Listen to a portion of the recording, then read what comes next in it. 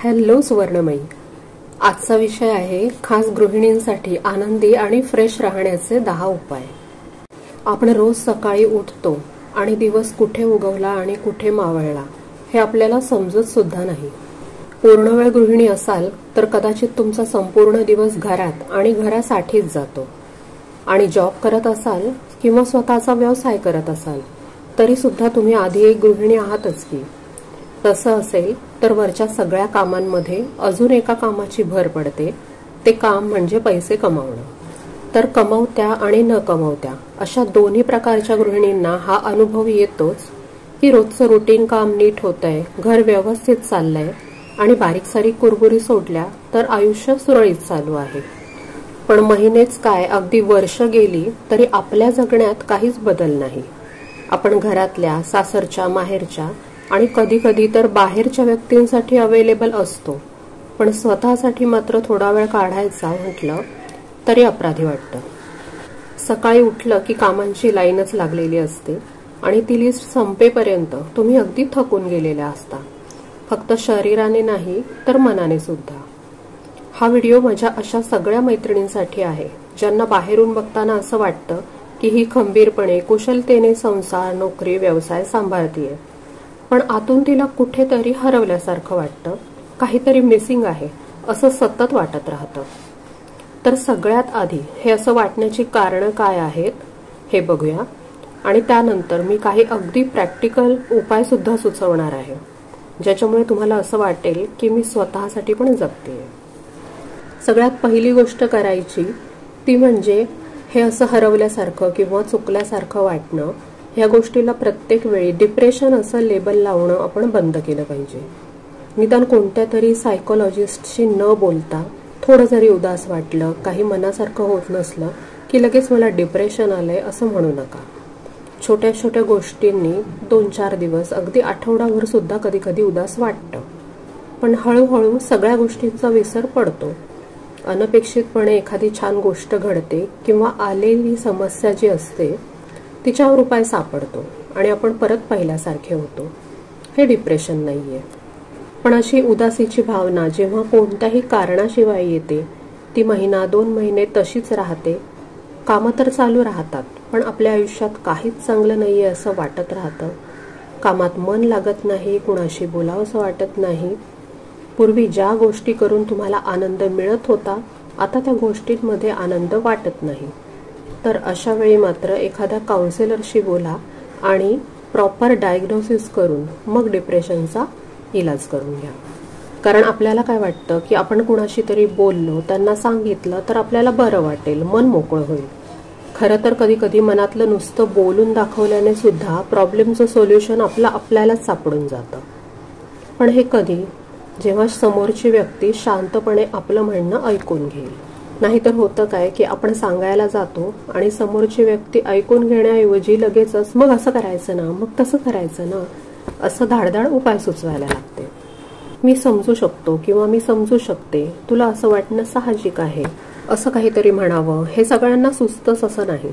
पण त्याच्याऐवजी होतं काय, तुम्ही जेव्हा कुणाला सांगायला जाता तेव्हा उत्तर काय येतं की तू फार विचार करतेस, सगळं तर छान चाललंय, उगीच छोट्या मोठ्या गोष्टी मनाला लावून घेतेस, सोडून द्यायचं।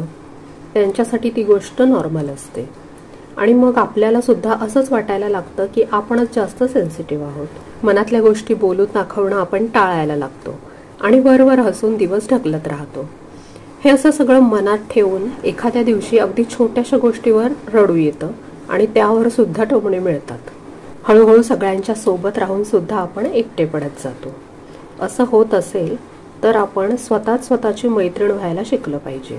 ही आहे माझी दुसरी टीप की आपणच आपली मैत्रीण व्हायचे। कारण आपल्याला आतापर्यंत आलेले अनुभव, आपल्यासोबत घडलेले प्रसंग हे पूर्णपणे आपण कुणालाच सांगू शकत नाही, आणि आपल्या स्वतः इतकं आपल्याला दुसरं कोणीही समजू शकत नाही। तुमच्या भावना दुसरं कोणी समजू शकत नसेल तर त्याचा अर्थ असा नाही की तुम्हाला तसं वाटणं चुकीचं आहे। सगळ्यात पहिली गोष्ट हीच करा की तुम्हाला अति इमोशनल म्हणणाऱ्या, तुमचं मन समजू न शकणाऱ्या व्यक्तींपासून अंतर ठेवून वागायला शिका।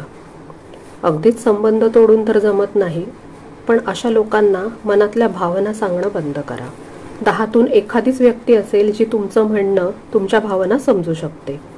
अशी एखादी मैत्रीण नक्की जोडा आणि जशी ती तुम्हाला समजून घेते तसंच तुम्ही सुद्धा तिचं म्हणणं शांततेने ऐकून घेत जा, समजण्याचा प्रयत्न करा. आणि समजा नसेलच असं कोणी तर सरळ स्वतःच्या भावना पेपरवर लिहून काढत चला. हा उपाय नक्की करून बघा. लिहिलेलं वाचून जर तुम्हाला अस्वस्थ वाटत असेल तर वाचू नका, लगेच तो पेपर फाडून टाका. आणि अस्वस्थ वाटत नसेल तर मात्र नक्कीच 2-3 वेळा वाचा. पुढे काय करायचं किंवा काय नाही करायचं ह्याचं उत्तर कदाचित तुम्हाला तेव्हाच मिळून जाईल. आता राहिली गोष्ट रडू येण्याची. तर रडू येणं म्हणजे दुबळेपणा नाही, ही गोष्ट स्वतःला पक्की समजावा. या गोष्टीबद्दल जर तुम्ही स्वतःला दोष द्याल तर दुसऱ्यांकडून काय अपेक्षा ठेवणार? आपल्या भावनांची कदर दुसऱ्या कोणी करू दे नाही तर नाही करू दे, पण आपण स्वतः तरी स्वतःच्या पाठीशी भक्कम उभं राहायचंय. इथूनच आपलं मन शांत राहण्याची सुरुवात होणार आहे. ह्यानंतर तिसरी गोष्ट करायची ती म्हणजे दिवसभरात 2 तास तरी स्वतःसाठी काढायचे. मोबाईलवर स्क्रोल करणं, फेसबुक, इंस्टाग्रामवर रील्स बघणं म्हणजे स्वतःसाठी वेळ काढणं नाही. हे रिलॅक्सेशन नाहीये. सकाळी डोळे उघडल्यापासून लागोपाठ किती जरी कामं असली तरी त्या लिस्टमध्ये स्वतःसाठी 1-2 तास तरी आवर्जून ठेवायचे. आणि हा 2 तासात करायचं काय तर त्यातला 1 तास कंपल्सरी फिजिकल ऍक्टिव्हिटीसाठी घ्यायचा. इथे मी व्यायाम हा शब्द मुद्दाम वापरलेला नाहीये. तुमच्या आवडीप्रमाणे बागेत चालणं, जिम, योगा, झुंबा किंवा डान्सची आवड असेल तर आवडतं म्युझिक लावून अर्धा तास तरी डान्स करणं, ह्याच्यापैकी काहीही तुम्ही करू शकता. हे झालं शरीरासाठी. आणि उरलेला 1 तास द्यायचा मनासाठी. म्हणजे ज्यांच्याशी बोलून बरं वाटतं अशा लोकांना फोन करणं किंवा एखादा छंद आपला जोपासणं. ह्याच्यामुळे काय होईल, तुम्हाला असं वाटणार नाही की मी स्वतःसाठी जगलेच नाही. कारण आपलं काय होतं ना, कामांमधून मध्ये मध्ये ब्रेक मिळाला आणि थोडा वेळ काही न करता बसलो तरी आपल्यालाच गिल्टी वाटतं की इतकी कामं पडलीत आणि काय मी नुसती बसून वेळ वाया घालवते. आणि मग ह्या रिकाम्या वेळेचा सदुपयोग करण्यासाठी आपण मोबाईल हातात घेतो आणि 15 मिनिट काहीतरी बघते असं म्हणून 1 तास त्याच्यावर वाया घालवतो. आणि त्यानंतर अजूनच गिल्टी वाटतं. तर मोबाईल न घेता ठरवून 15 मिनिट शांत बसण्याचा प्रयत्न करायचा. इथे मी ध्यान किंवा मेडिटेशन म्हणत नाहीये, कारण ते प्रत्येकालाच जमेल असं नाही. कधी कधी असं होतं ना, कोणी आपल्या घरी नवीनच येतात आणि म्हणतात तुमच्या बाल्कनीतून छान व्ह्यू दिसतो किंवा तुमच्या खिडकीत बसलं की छान हवा येते. आणि तेव्हा लक्षात येतं आपण दिवसभरात काय, महिन्याभरात पण कधी बाल्कनीत दिसणारा नजारा पाहत नाही किंवा आपल्या खिडकीत बसून येणाऱ्या हवेचा आनंद घेत नाही. तर कधीतरी ठरवून ह्या छोट्या छोट्या गोष्टींचा आनंद घ्यायचा. नजारे बघायला प्रत्येक वेळी पहाडांवर आणि हवा खायला हिल स्टेशनवरच गेलं पाहिजे असं काही नाही. असे छोटे छोटे आनंदाचे क्षणच मनाला मोठं समाधान देऊन जातात. नाश्ता, डबे, भांडी, कपडे, साफसफाई, भाजी आणणं ही कामं एका चक्रासारखी रोजच होत राहतात आणि उद्या उठल्यावर पुन्हा ती समोर येणारच आहेत. तो आपला जॉब आहे असं म्हणा हवं तर. पण हा जॉब एखाद्या रोबोट सारखाच केला पाहिजे असं काही नाहीये. आपण माणूस आहोत. ह्याच्या व्यतिरिक्त एखादा छंद, काही नाही तर समाजसेवा करून आपण ह्यामध्ये बदल नक्कीच करू शकतो. आयुष्यात काही नवेपणा नसतो तेव्हा रोजच्या कामांचं, रुटीनचं ओझं वाटायला लागतं आणि ते दूर करण्यासाठी खूप मोठं काही केलं पाहिजे असं नाही. अधूनमधून एखादा नवीन पदार्थ करून बघा. आपल्या देशात किंवा राज्यात बनत नाही असं नवीन काही ट्राय करून बघायला काहीच हरकत नाही. अधूनमधून घराची, फर्निचरची सेटिंग बदलणं, ऑनलाईन शॉपिंग ऐवजी कधीतरी मार्केटमध्ये जाऊन खरेदी करणं, असं बरंच काही करता येईल. मनाची उदासी झटकण्यासाठी चौथी गोष्ट करायची ती म्हणजे इंस्टाग्राम, फेसबुकवर जे आपण लोकांचं परफेक्ट लाईफ बघतो ना, त्याला संपूर्ण खरं मानायचं नाही. कारण ते बघितल्यावर आपण स्वतःला आरशात बघतो, आपल्या घराकडे बघतो आणि आजवर स्वतःबद्दल, आपल्या घराबद्दल आणि घरातल्या माणसांबद्दल सुद्धा कधी न खटकलेल्या गोष्टी आपल्याला खटकायला लागतात. पण आपण हे लक्षात घेत नाही की तिथे अपलोड केलेल्या फोटोला फिल्टर लावले जातात. कायम स्वच्छ आणि परफेक्ट दिसणारं त्या फोटोंमधलं किंवा व्हिडिओमधलं घर 24 तास तसंच परफेक्ट राहणं शक्य नाही. आणि त्यांनी तिथे शेअर केलेले त्यांचे क्यूट फोटोज म्हणजे त्यांच्या आयुष्यातले त्यांनी टिपलेले आनंदाचे काही क्षण आहेत. प्रत्येक क्षण म्हणजे त्यांचं संपूर्ण आयुष्य नाही. कोणीही असो, बाहेर जगाला दाखवताना सगळंच पॉझिटिव्ह दाखवतात, अगदी आपण सुद्धा त्याला अपवाद नाही. पण कुणीही परफेक्ट नाहीये. कुठे ना कुठे प्रत्येकाच्या आयुष्यात काहीतरी कमी आहे. त्यामुळे फेसबुक, इंस्टाग्राम किंवा अगदी यूट्यूबवर सुद्धा आपण जे बघतो ते खरं खोटं आपल्याला माहीत नाही. आपण प्रत्यक्ष त्यांचं आयुष्य बघत नाही. त्यामुळे त्याच्याशी स्वतःच्या आयुष्याची तुलना करून दुःखी व्हायचं नाही. अगदी रोजच्या आयुष्यात जरी कोणी फार स्वतःची पढाई सांगत असेल ना, तरी प्रत्यक्ष बघितल्याशिवाय ते खरं मानून निदान स्वतःला त्रास करून घ्यायचा नाही. काही लोकांना असते तशी सवय. इनफॅक्ट मी तर असं म्हणते, ज्यांना स्वतःबद्दल मनातून कमीपणा वाटत असतो असेच लोक जगाला आपलं आयुष्य फार परफेक्ट चाललंय हे दाखवायचा जास्त प्रयत्न करतात. तर त्याचा स्वतःवर परिणाम होऊन देऊ नका. 5वी गोष्ट म्हणजे स्वतःच्या कामाला कमी समजणं बंद करा. अगदी काही वर्षांपूर्वीपर्यंत 70 ते 80% स्त्रिया घरात राहून संसार सांभाळत होत्या आणि ते सगळ्यांसाठी कॉमन होतं. पण आता एकतर आपल्या आजूबाजूला जगात खूप फास्ट बदल होत आहेत. त्यामुळे फक्त हाऊसवाईफ असणं, पूर्ण वेळ फक्त घर सांभाळणं हे खूप लोकांना कमीपणाचं वाटायला लागलं. बरं, एखादी तिच्या हाऊसवाईफ असण्यात खुश असेल, समाधानी असेल, तरी त्याबद्दल तिला कमी लेखणारे लोक सुद्धा भेटतातच. जर तुम्हाला असं कोणी भेटलं तर त्यांना हे समजावत बसू नका की घरातल्या अशा कोणकोणत्या जबाबदाऱ्या होत्या ज्यांच्यामुळे तुम्ही बाहेर पडू शकला नाहीत. पहिली गोष्ट म्हणजे अशा लोकांकडे सरळ दुर्लक्ष करा.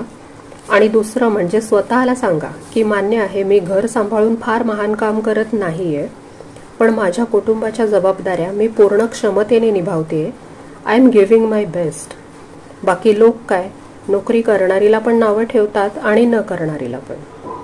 6वी गोष्ट लक्षात ठेवायची ती म्हणजे तुम्हाला कोणी म्हणजे नवरा, मुलं, घरातले इतर लोक तुमच्या कामाबद्दल थँक्यू वगैरे म्हणतील अशी अपेक्षा ठेवायची नाही. तशी काही आपल्याकडे पद्धत नसते. उगाच सोशल मीडियावर बघून आपल्या अपेक्षा वाढवायच्या नाहीत. आपल्याला माहिती आहे आपण छान जेवण बनवतो, आज भाजी छान झाली हे आपणच आपल्याला म्हणू शकतो. छान तयार झाला तर आरशात आपल्याला दिसतंच आहे की छान दिसतोय ते. दुसऱ्या कुणाकडून कौतुकाची अपेक्षा करायची नाही, कारण समोरच्याला तसं मोकळेपणे सांगण्याची पद्धत आपल्याकडे अजून तरी नाहीये. कौतुक वगैरे तर सोडा, पण उगाच छोट्या मोठ्या गोष्टीत खुसपटं काढून उलट नावं ठेवली जात असतील ना, तर ती सुद्धा एक प्रकारची कॉम्प्लिमेंटच असते हे समजून जा. नाही जमत एखाद्याला किंवा एखादीला चांगल्या गोष्टीचं कौतुक करायला, पण आपल्याला दिसतंय ना आपण किती प्रयत्न करतोय आणि कालच्यापेक्षा आपल्यात आज नक्कीच सुधारणा दिसतीये. 7वी गोष्ट करायची ती म्हणजे ग्रोथ माइंडसेट ठेवायचा. ग्रोथ माइंडसेट म्हणजे काय, तर सतत स्वतःमध्ये सुधारणा करत राहण्याची वृत्ती. आपल्या आजूबाजूचं जग झपाट्याने बदलतंय आणि आपण घरात आहोत म्हणून जगापेक्षा मागे पडलो असं होऊ देऊ नका. जगाच्या सोबत राहणं म्हणजे फक्त बातम्या ऐकणं, आजूबाजूच्या घडामोडींची माहिती ठेवणं एवढंच नाहीये, तर स्वतःला अपग्रेड करत राहा. घरात असलो तरी आजकाल सगळ्यांकडे मोबाईल फोन आणि इंटरनेट आहे. त्यातून आपण कितीतरी गोष्टी शिकू शकतो. नसेल जमलं तुम्हाला नोकरीसाठी बाहेर पडायला, पण पैसे कमवण्यासाठी नोकरीच केली पाहिजे असं काही नाही. यूट्यूबवर इतके काही स्किल्स आपल्याला फुकट शिकायला मिळतात. जो काही मोकळा वेळ आपल्याला मिळतो त्या वेळात तुम्ही सुद्धा तुमच्या आवडीनुसार शिवणकाम, विणकामापासून ते डिजिटल मार्केटिंग, यूट्यूब चॅनल चालवणं, ग्राफिक डिझायनिंग असे भरपूर ऑप्शन्स आपल्याकडे आहेत. आणि ह्या कामांची एक चांगली गोष्ट म्हणजे ही कामं करण्यासाठी दिवसातले 4-5 तास तुम्ही दिलेत तरी पुरेसं आहे. एकदा का तुम्ही काहीतरी करायला लागलात की घरातल्या कामांमधून कसा वेळ काढायचा हे तुम्हाला आपोआप समजायला लागेल. त्यामुळे आजच तुमच्या आवडीप्रमाणे एखादी कला शिकायला सुरुवात करा. आणि अगदी साधी रांगोळी, मेहंदी असं जरी काही कौशल्य तुमच्याकडे असेल तरी त्यात लेटेस्ट काय नवीन प्रकार येत आहेत ते बघा आणि तुमच्याकडे आधीच असलेल्या कौशल्याला अजून अपग्रेड करा. पैसे वगैरे राहू देत, पण स्वतःच्या आनंदासाठी तरी एवढं नक्कीच करा. सगळ्यांना सगळंच माहिती असणं शक्य नाही, पण आपल्या हातात एखादं कौशल्य असेल आणि त्यात सतत नवीन नवीन काहीतरी शिकत राहिलं ना, तर त्यातून आपल्यामध्ये जो आत्मविश्वास येतो तो मनातली कमीपणाची भावना कुठल्या कुठे पळवून लावतो. एकदा करून बघा आणि मला कमेंट करून सांगा. 8वी गोष्ट म्हणजे कुठल्या तरी एका गोष्टीवर ठाम राहा. आता ठाम राहायचं म्हणजे काय, तर समजा कोणी बोललं घरचं सोडून दुसरं करतेसच काय, तर वाईट वाटतं, साहजिकच आहे. पण तुम्हाला आवडतं दिवसभर फक्त गृहिणी म्हणून घर सांभाळणं, तुम्हाला नसेल इच्छा आणि गरज पैसे कमावण्याची. बघा, प्रत्येकाच्या घरातल्या माणसांचे स्वभाव सवयी वेगवेगळ्या असतात. कुणाच्या घरात सगळे स्वावलंबी असतील, घरातल्या कामात मदत करायला कुणीतरी असेल, हाऊस हेल्प असेल, तर इतर काही करायला वेळ मिळतो. पण मी अशी सुद्धा घरं बघितली आहेत की कामाची संपूर्ण जबाबदारी त्या स्त्रीची असते. घरातल्या इतर माणसांचं शिक्षण किंवा नोकरीच अशा स्वरूपाची असते की त्यांना घरात काहीही मदत करणं शक्य होत नाही किंवा त्यांना पहिल्यापासून तशा सवयी लागलेल्या असतात. मग एक दिवस अचानक उठून आपल्याला इतर काहीतरी करायचंय म्हणून एका दिवसात सगळ्यांच्या सवयी बदलत नाहीत. किंवा घरात आजारी माणूस असेल, ज्येष्ठ व्यक्तींची, पाळीव प्राण्यांची जबाबदारी असेल, तर दिवसभर ती गृहिणी बिझी राहते. आपण काय करतो, घरी राहून संसार सांभाळणाऱ्या प्रत्येक स्त्रीला गृहिणी किंवा हाऊसवाईफ या एकाच कॅटेगरीमध्ये टाकून देतो. पण ह्यातल्या प्रत्येकीची सिच्युएशन वेगळी आहे, स्वभाव वेगळा आहे, घरातलं वातावरण वेगळं आहे, हे आपण लक्षात घेत नाही. वयाच्या 45 ते 50 वर्षापर्यंत घरातल्या जबाबदारीमुळे पूर्णवेळ गृहिणी असलेली स्त्री अचानक काही नवीन काम सुरू करायचं म्हणेल तर तिला पुष्कळ अडचणींना तोंड द्यावं लागतं. एका वयानंतर नवीन गोष्टी शिकणं, ऍडजस्ट करणं थोडं कठीण जातं. आणि खास करून पैसे कमवणं ही जर गरज नसेल आणि तुम्ही घर सांभाळण्यात खुश असाल तर कोण काय म्हणतं ह्याच्याकडे खरंच लक्ष देऊ नका. अगदी मी ह्या व्हिडिओमध्ये मागे जे बोलले त्याच्याकडे सुद्धा. फक्त मी गृहिणी म्हणून खुश आहे ह्या गोष्टीवर ठाम राहा. आणि जर तुम्हाला स्वतःचं काहीतरी करायचंच असेल तर तो मार्ग सुद्धा सोपा नाही. त्यामुळे दोन्ही गोष्टी कठीण आहेत, पण तुम्हाला ह्यातली कोणती गोष्ट करायची आहे त्याच्यावर ठाम राहायचं. ह्याच्यामुळे काय होईल की कोणी काही बोललं किंवा असा एखादा हाऊसवाईफनी काहीतरी केलंच पाहिजे असा मोटिवेशन देणारा व्हिडिओ समोर आला तरी सुद्धा ते ऐकून तुम्हाला उदास वाटणार नाही. 9वी गोष्ट म्हणजे स्वतःला आदर्श आई, आदर्श बायको, आदर्श सून किंवा आदर्श गृहिणी म्हणून घेण्याची हौस सोडून द्या. तुम्ही स्वतःकडून सगळं व्यवस्थित करण्याचा प्रयत्न करत असाल, पण प्रत्येक वेळी प्रत्येक गोष्ट परफेक्ट होईलच असं नाही.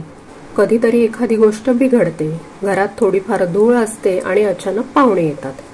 अशा वेळी घरातले काही बोलले तरी त्याचा त्रास करून घ्यायचा नाही. खरं सांगायचं तर कोणी काही नाही बोललं ना तरी आपल्याला स्वतःचा फार राग येतो. दुसरी गोष्ट मुलांना वळण लावण्याची. एका वयापर्यंत मुलं आईवडिलांचं ऐकतात, पण वय वाढेल तसतसं ती लहानपणी जसं सगळं ऐकायची तसं मोठेपणी नाही ऐकत. आणि मग त्याची जबाबदारी शेवटी आईवरच येते. आपण त्याचं सुद्धा टेन्शन घेतो की सगळे म्हणतील आईने काय वळण लावलंय. आणि खरं सांगायचं तर लोकच काय, घरातले सुद्धा तसंच म्हणतात. आपण सुद्धा घरातल्या प्रत्येकाच्या वागण्याची जबाबदारी स्वतःवर घेतो आणि त्यासाठी स्वतःला त्रास करून घेतो. मुळात आपल्याकडे मुलींना वाढवतानाच अशा प्रकारे वाढवलं जातं की तिच्यावर सगळ्याच गोष्टी बेस्ट करण्याचं प्रेशर असतं. आणि मोठं झाल्यावर आपण स्वतः सुद्धा स्वतःवर ते प्रेशर टाकत राहतो. पण हे लक्षात घेतलं पाहिजे की आपण स्वतः कसे वागतो त्याची जबाबदारी आपली आहे, पण आपली मुलं, नवरा आणि इतर लोक कसे वागतात ती संपूर्ण जबाबदारी त्यांची स्वतःची आहे. 10वी आणि शेवटची गोष्ट कायम लक्षात ठेवायची ती म्हणजे तुम्ही कुणापेक्षाही कमी नाही आहात. पैसे कमवत नाही म्हणून स्वतःला बिचारी समजणं बंद करा. तुमच्या आजूबाजूला कितीतरी अशा स्त्रिया असतील ज्या पूर्ण वेळ गृहिणी असण्यात आनंदी आहेत. आपण घरात जे जे काम करतो ते जर बाहेर कुणाकडून करून घ्यायचं असेल तर त्याचे पैसे मोजावे लागतात. त्यामुळे त्या कामाला नक्कीच व्हॅल्यू आहे. घरातल्या इतर माणसांसोबतच स्वतःच्या शारीरिक आणि मानसिक सुद्धा आरोग्याची उत्तम काळजी घ्या. शरीरासाठी उत्तम आणि योग्य असेल असाच आहार घ्या. मनाला आनंदी ठेवण्यासाठी व्हिडिओमध्ये ह्याच्या आधी सांगितलेल्या सगळ्या टिप्स फॉलो करा. छान दिसण्याबरोबरच आतून छान वाटावं म्हणून वजन नियंत्रणात ठेवा. आपल्या हॉर्मोनल चेंजेसमुळे आधीच काही गोष्टी आपल्यासाठी अवघड असतात. त्यामुळे आपण स्वतःची उत्तम काळजी घेणं हे आपल्या स्वतःप्रती पहिलं कर्तव्य आहे. आणि हो, अजूनही सुवर्णमयी परिवाराचा भाग झाला नसाल तर चॅनलला लगेच सबस्क्राईब करा, कारण इथे आपण रोज एकमेकींना आठवण करून देतो की तुम्ही महत्त्वाच्या आहात. लवकरच पुन्हा भेटूया. तोपर्यंत आनंदात राहा.